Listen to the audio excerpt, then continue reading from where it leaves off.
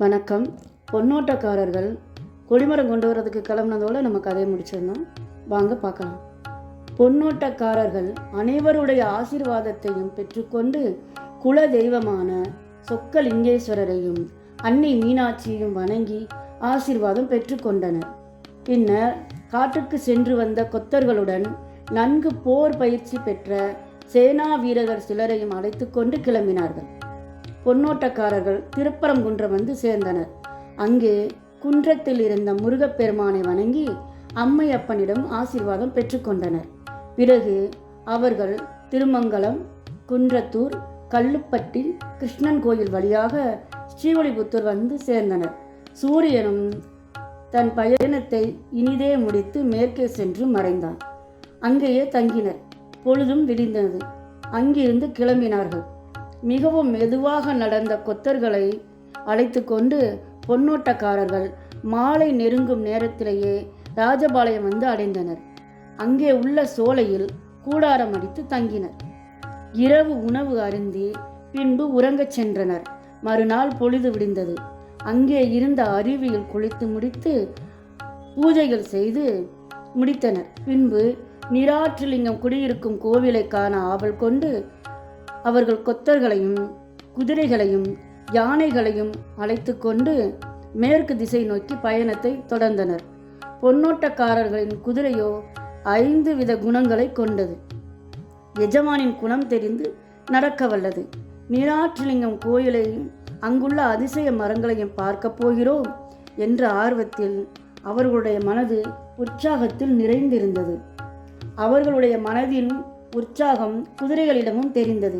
புயல் காற்றைப் போல 4 கால் பாய்ச்சலில் பறந்தது. குதிரைகள் வரும் வேகத்திலேயே அதன் எஜமானின் வீரமும் பெருமையும் வேகமும் புரிந்த வன விலங்குகள் மற்றும் பேய் பூதங்கள் அவ்விடம் விட்டு தெரித்து ஓடின. வேகமாக ஓடி வந்த குதிரைகள் சிறிது நேரத்துக்கெல்லாம் நீராற்றை கரையோரம் வந்து சேர்ந்தன. கரை வந்தவுடன் குதிரையை விட்டு இறங்காமல் சற்று தூரம் நடத்தியே கூட்டிச் சென்றார்கள். அந்நீர் சற்று தொலைவில் 7 ஆறுகளாக பிரிந்து சங்கமிக்கும் இடம் வந்தது. குதிரையை விட்டு இறங்கி அந்த காட்டின் செழிப்பை கண்டு வியந்து போயினர். மனது உற்சாகத்தில் துள்ளியது. பின்பு அங்கேயே அமர்ந்து நீருண்டு அதன் சுவையில் பூரித்தனர். அப்படியே குளித்து முடித்து மந்திரித்து எடுத்து வந்த ஐய சொக்கேஸ்வரனின் திருநீற்றை நெற்றியில் பூசிக்கொண்டு மந்திரங்கள் சொல்லி பூஜைகள் செய்து முடித்தனர். ஆற்றை கடந்து வடக்கு புறம் கரையேறினர். ஐயன் வனலிங்கமாம் நீராற்றையன் சன்னதி கண்டு மகிழ்ச்சி கொண்டனர். கோவிலின் முன்புள்ள 2 மரங்களையும் கண்டு பூரித்தனர். பொன்னையர்களின் குதிரை வேகத்திற்கு ஈடு கொடுக்க முடியாமல் பின் தேங்கிய மற்ற கொத்தர்களும் ஆசாரிகளும் அச்சமயம் அங்கே வந்து சேர்ந்தனர். அதே நேரம் கோவிலில் குடிகொண்டுள்ள ஐயன் வனலிங்கமாம் நீராற்ற ஐயனிடம் அன்னை பூரணையும் உலகத்தில் உள்ள அனைத்து பெண்களின் நாயகியாம் புட்களையும் உரையாட ஆரம்பித்தனர். ஐயனே, 2 மரங்களையும் சுற்றி வரும் அவ்விரு சிறுவர்களும் வேகம் மிகுந்தவர்களாக இருக்கிறார்கள் என்று அன்னை பூரணை கேட்டார். அன்னை புட்களையோ இன்னும் ஒரு படி மேலே போய், ஐயனே, அவர்கள்தான் அந்த சிறுவர்களா என்று ஆவலுடன் கேள்வியை கேட்டார். வனலிங்கமான நீராற்றையன் பதிலேதும் கூறாமல் அமைதியாக இருந்தார். அன்னை புட்களையோ பூரணையை பார்த்து, அக்கா, இவர்கள்தான் அன்று அமரருக்கு இறைவனாம் இந்திரன் கூறினாரே என்று கேட்டார். வனலிங்கம் நீராற்றையன் புன்னகைத்தார். ஆனாலும் பதிலேதும் கூறவில்லை. 2 அன்னையர்களும் ஒன்றாக ஐயனை பார்த்து ஐயனே என்று அழைத்தனர். என்ன என்பது போல் திரும்பி பார்த்தார். அன்னை பூரணையோ, எங்களுடைய சந்தேகத்திலே தாங்கள்தான் தீர்த்து வைக்க வேண்டும். அதோ அங்கே உள்ள சிறுவர்கள் பொன்னிற வண்ணத்தில் சூரியனை போல் பிரகாசிக்கின்றார்கள். அவ்விரு சிறுவர்கள் யார்? ஒருவேளை அவர்கள்தான் இந்திரர் தேவர் குறிப்பிட்ட சூரிய சந்திரர்களா என்று ஆவல் மிகுந்த குரலில் கேட்டார். ஐயன் நீராற்றுலிங்கம் 2 அன்னையரையும் நோக்கி, பூரணை, புட்களை, இங்கே நிற்கும் அவ்விருவர்களும் பார்ப்பதற்கு மிகவும் பொன்னொழி போல் அழகாய் உள்ளார்கள். இவர்கள் அப்போது வந்த கொத்தர்கள் போல் இல்லாமல் மரத்தை பார்த்து ரசிக்கின்றனர். ஆனால் உங்களுடைய சந்தேகத்தை நிவர்த்தி செய்யும் பதிலை அவ்விருவர்களிடமே கேட்போம். ஏன் வந்தார்கள் என்பதை பற்றியும் அறிந்து வருகிறேன் என்று கூறிவிட்டு ஐயன் வேதங்கள் ஓதிடும் ஒரு முதிய பிராமணன் வேடம் போட்டுக்கொண்டு அவ்விடம் விட்டு சென்றார். வேடம் போட்டதுக்கு தகுந்த தள்ளாத வயதில் மிகவும் சிரமப்பட்டு நடப்பதைப் போல நடந்து மரத்தை பார்த்து பூரிக்கும் அச்சிறுவர்கள் இருக்கும் இடம் வந்து சேர்ந்தார். பொன்னோட்டக்காரர்கள் தம்மை நோக்கி ஒரு முதிய பிராமணர் பாதங்கள் வலிக்க சிரமப்பட்டு நடந்து வருவதைக் கண்டு கைகள் கூப்பி வணங்கி தொழுதார்கள். அந்த முதிய வேதியரும், யாரையா நீங்கள்?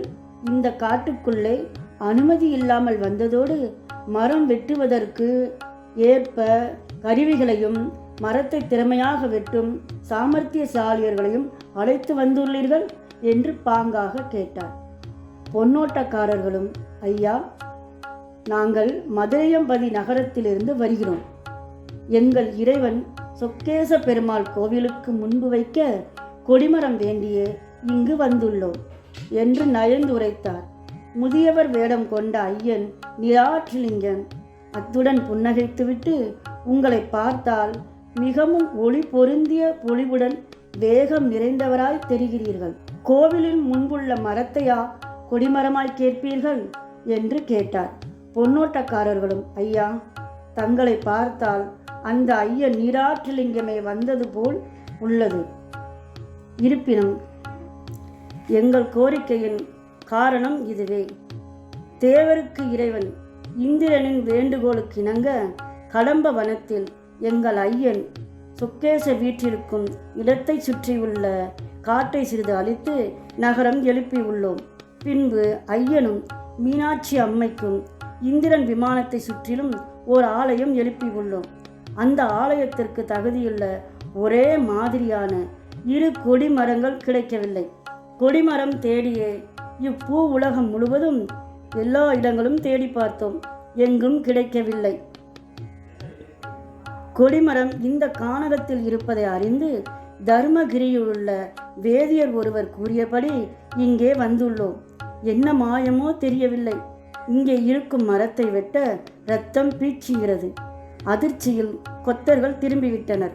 அதன் ரகசியத்தை கண்டு வென்று இம்மரங்களை எப்பாடுபட்டாவது கொண்டு செல்லவே நாங்கள் வந்துள்ளோம் என்று கூறினர். என்ன, நீங்கள் கட்டிய கோயிலுக்காக இந்த கோவிலின் முன்புள்ள மரங்களை வெட்டுவீர்களா? இது எந்த வகையில் நியாயம் என்று கேட்டார். ஐயா, இந்த கொடிமரங்களால் ஒரு உத்தம காரியம் நடைபெற வேண்டியுள்ளது. இவைகள் இல்லை என்றால் புதிதாக எழுப்பப்பட்ட மதுரை நகரத்திற்கு மக்களை குடியேற்றம் செய்ய முடியாது. தற்போதுள்ள மதுரை நகரம் அடிக்கடி கடல் சீற்றத்தால் பாதிக்கப்படுகிறது. நிறைய பொருட்சேதம், உயிர் சேதம் இவைகளை தவிர்க்கவே சொக்கேசரின் கருணையால் இப்புது நகரம் உருவாக்கப்பட்டது.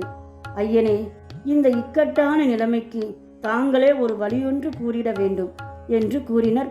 பொன்னோட்டக்காரர்களின் நியாயமான விளக்கமும் வேண்டுகோளும் முதியவராக வேடம் பூண்ட வனலிங்கரின் மனதை கரைக்கவே செய்தது. நீராற்றிலிங்கம், பிள்ளைகளே, உங்கள் வேண்டுகோள் நியாயமானதுதான்.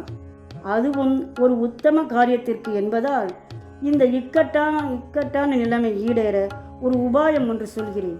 இங்கே உள்ள 2 கொடிமரங்களுக்கு பதிலாக இங்கு இத்திருக்கோயிலுக்கு முன்பாக, நிகாத்த அய்யனாருக்கு முன்பாக, தலமலை காளைக்கு எதிராக எந்த நாளும் இருப்போம் என்று பெரும் வீரர்களான நீங்கள் வழக்கை நீட்டி சத்தியம் செய்து கொடுத்தால் இந்த மரங்களை வெட்டி எடுத்து செல்லலாம் என்று கூறி புன்னகைத்தார். பொன்னோட்டக்காரர்களும், ஐயா, தாங்கள் உரைத்தபடியே கண்டிப்பாக நடந்து கொள்வோம். இம்மரங்களை கொண்டு சென்று ஐயன் சொக்கேசரின் கோவில் கும்பாபிஷேகம் முடிந்தவுடன் ஐயனின் அபிஷேகம் கண்டுவிட்டு மீண்டும் இங்கே வந்திருவோம் என்று கூறி அவ்வேதியரின் வழக்கை மேல் வழக்கை வைத்து இருவரும் சத்தியம் செய்து கொடுத்தனர். பிறகு பொன்னோட்டக்காரர்கள் மரத்தை வெட்ட முயன்றனர். இப்போது மரத்தில் இரத்தம் வரவில்லை. அதை கண்டவுடன் அனைத்து கொத்தர்களுக்கும் ஆச்சரியத்தில் அதிசயித்தனர். ஆனாலும் பொன்னோட்டக்காரர்களின் சத்தியம் மனதை கலக்கவே செய்தது. வேறு வழி இல்லாததால் மனதை தேற்றிக்கொண்டு அம்மரங்களை கொத்தர்கள் சிந்தாமல் சிதறாமல் ஒச்சமில்லாமல் வெட்டி எடுத்துக்கொண்டு யானை இழுக்கும் வண்டியில் ஏற்றி அனுப்பினார். ஆலயம் சென்று பொன்னோட்டக்காரர்கள் ஐயன் வனலிங்கம் சன்னதியில் வணங்கி பின்பு விடைபெற்று கொண்டு திரும்பி ராஜபாளையம் வந்து சேர்ந்தனர். அங்கே கூடாரம் அடித்து தங்கியிருந்த சேனா வீரர்கள் கூட்டத்தை அழைத்து கொண்டு மதுரை நோக்கி சென்றனர். செல்லும் வழியில் கிருஷ்ணன் கோயில் என்ற ஊர் வந்தது. அங்கேயே தாகம் பசி தீர்த்து கொண்டு அங்கிருந்து கடம்பவனத்தில் உள்ள மதுரை சென்று அடைந்தனர்.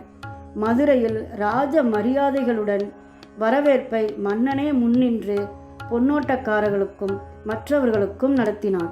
பொன்னோட்டக்காரர்களின் வருகையை தெரிந்து கொண்ட மக்கள் பலர் அனைத்து இடங்களில் இருந்தும் வந்து கூடிவிட்டனர். பாண்டிய மன்னனும் மற்றும் பல மந்திரிமார்களும் ஒன்றாக சேர்ந்து அதிசய மரத்தை கண்டு ஆச்சரியப்பட்டு அதிசயித்தனர். மக்களும் வரிசை வரிசையாக வந்து அந்த மரங்களை பார்த்து வியந்தனர். பின்பு மன்னவன் பொன்னோட்டக்காரர்களிடம் மரங்களை எவ்வாறு கொண்டு வந்தீர்கள் என்று கேட்டார். அவங்க என்ன பதில் சொன்னாங்க? அதுக்கு மன்னனோட பதில் என்ன? திரும்ப அவங்க காட்டுக்கு வந்தாங்களா? அடுத்த பகுதியில் பார்க்கலாம். நம்ம சேனலை சப்ஸ்கிரைப் பண்ணிக்கோங்க, லைக் பண்ணுங்கள், ஷேர் பண்ணுங்கள், கமெண்ட் பண்ணுங்கள். தேங்க்யூ.